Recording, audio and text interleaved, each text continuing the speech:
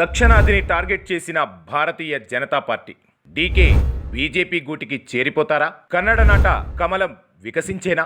భారతీయ Janata party రాజకీయ వ్యూహాలు ఆ పార్టీ బలంపై కాస్తో కూస్తో అనుమానాలు ఉన్నా ఢిల్లీ ఎన్నికల ఫలితాలతో ఆ డౌట్లకు Bharatiya Janata Party clear cut answer ఇచ్చేసింది.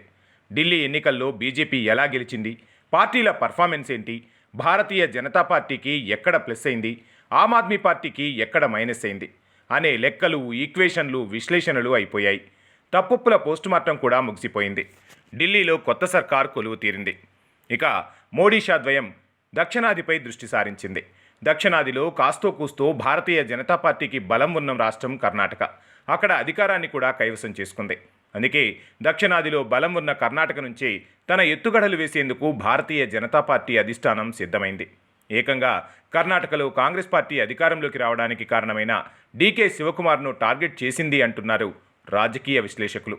దీనికి బలం చేకూరుస్తూ డీకే శివకుమార్ మరో ఏక్నాథ్ షిండే కావచ్చంటూ భారతీయ జనతా పార్టీ నేత ఆర్ అశోక్ కుమార్ ఇటీవల కీలక వ్యాఖ్యలు చేశారు. కర్ణాటక కాంగ్రెస్లో చీలికలు జరుగుతున్నాయంటూ భారతీయ జనతా పార్టీ నేత అశోక్ కుమార్ పేర్కొనడం కర్ణాటక రాజకీయాల్లో తీవ్ర కలకలం రేపుతోంది. ఏక్నాథ్ షిండే లాంటి వారు చాలామంది కర్ణాటక కాంగ్రెస్లో ఉన్నారని, వారంతా తమతో టచ్లో ఉన్నారని, అందులో డీకే శివకుమార్ కూడా ఒకరు కావచ్చు అని అనడం చర్చనీయాంశమైంది.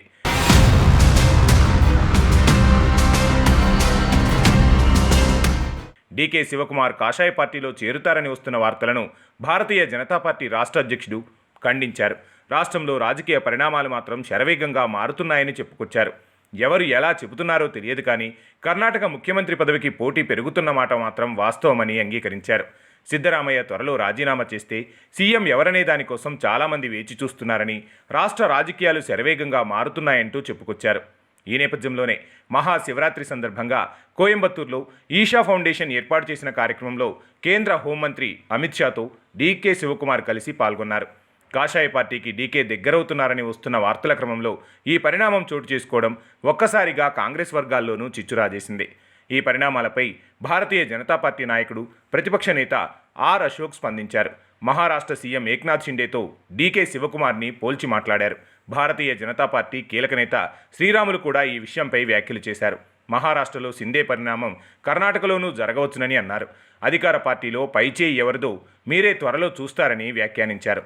ఇలా భారతీయ జనతా పార్టీ నేతలు వరుసగా ప్రకటనలు చేస్తూ కాంగ్రెస్ పార్టీలో గందరగోళం సృష్టిస్తున్నారు.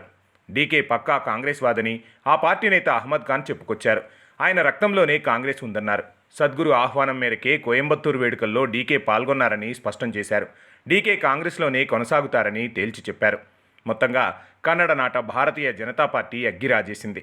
కాంగ్రెస్ పార్టీని అన్నీ తానై అధికారంలోకి తీసుకొచ్చిన డీకే కూడా కాంగ్రెస్ అధిష్టానంపై కొంతకాలంగా గుర్రుగా ఉన్నట్టు తెలుస్తుంది. తను సీఎం కావాలని డీకే మొదటి నుంచి పట్టుపడుతూ వస్తున్నారు. మరోవైపు సిద్ధరామయ్య చుట్టూ కేసుల ఉచ్చు బిగుస్తోంది. ఈ నేపథ్యంలో కాంగ్రెస్ అధిష్టానం డీకేకు పగ్గాలు అప్పగిస్తుందా, లేక వచ్చిన అవకాశాన్ని భారతీయ జనతా పార్టీ వినియోగించుకొని డీకేను సీఎం చేస్తుందా చూడాలి అంటున్నారు రాజకీయ విశ్లేషకులు.